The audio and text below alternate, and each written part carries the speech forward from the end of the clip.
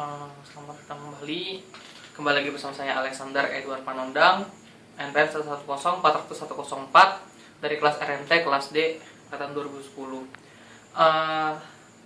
Untuk selanjutnya saya akan mencoba meresum tugas RMT mengenai SLM, Service Level Management, atau yang kita kenal dengan SLA atau Service Level Agreement.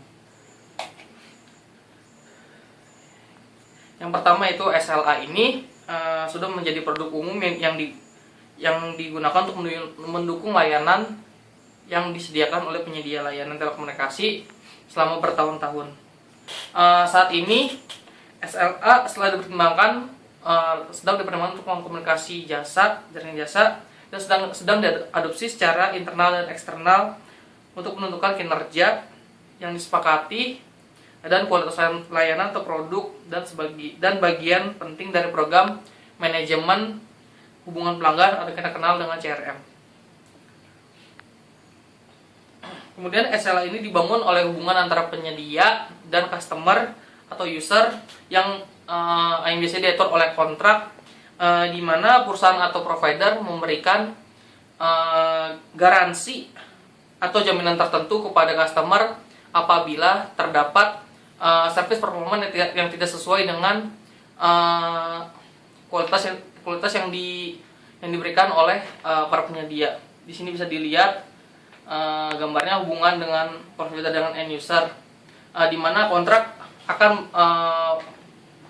berfungsi pada penjualan, supply, dan support atau layanan atau produk lain. Kemudian goal atau tujuan utama dari SLA itu sendiri, proses SLA itu sendiri, yaitu pada akhirnya untuk meningkatkan kualitas pengalaman atau QoE dari layanan atau produk kepada klien perusahaan, apakah mereka dari internal atau eksternal organisasi. Di sini ada hierarki dari aplikasi bisnis, business service, dan network service dalam suatu perusahaan. Bisa dilihat yang di sini ada provider interface, di mana itu tatapan antarmuka antar provider. Yang di sini semakin ke bawah yaitu merupakan customer interface. Dari atas itu ada business application dengan contohnya call center atau trading center. Kemudian business service ada voice dan transaksi. Internal network service ada IP, Ethernet, dan SNA. External network service ada SDH, ATM, dan fiber contohnya. Nah, dari setiap lapisan ini memiliki ruang lingkup SLA antara lapisan bawah dan lapisan yang paling tinggi. Setiap lapisan memiliki terminologi yang berbeda, manajemen, dan domain, bahkan kontrak yang berbeda-beda di setiap lapisan.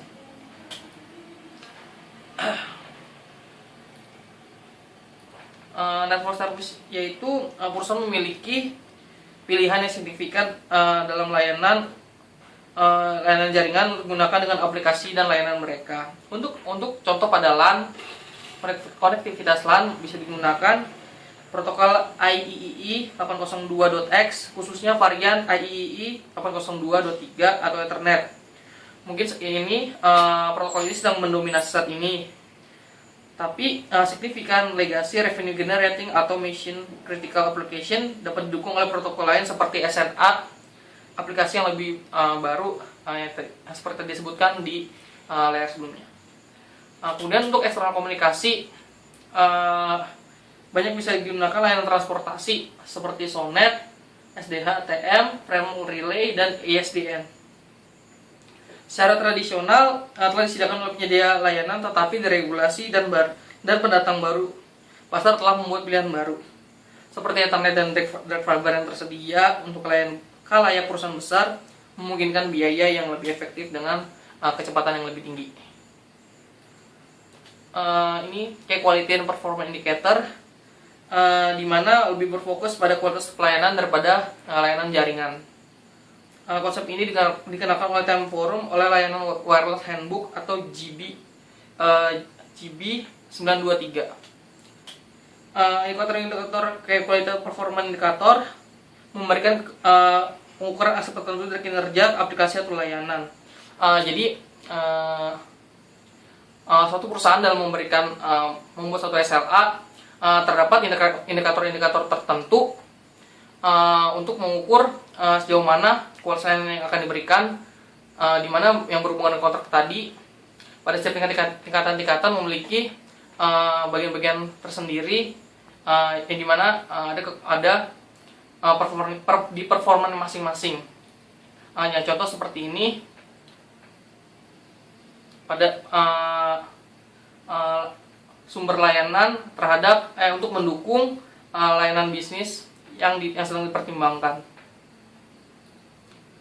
Kemudian nih contoh dari key quality indicator yang saya sebutkan tadi, misalnya key quality indicatornya ketersediaan, speed, mobility, response time, delay, yang misalnya pada bisnisnya itu pada voice, PTC, streaming voice, video call, dan lain-lain, dimana seperti tadi saya bilang ada tingkatan tertentu pada indikator-indikator yang dibuat. Oke, terima kasih.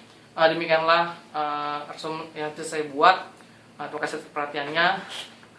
Salam IMT.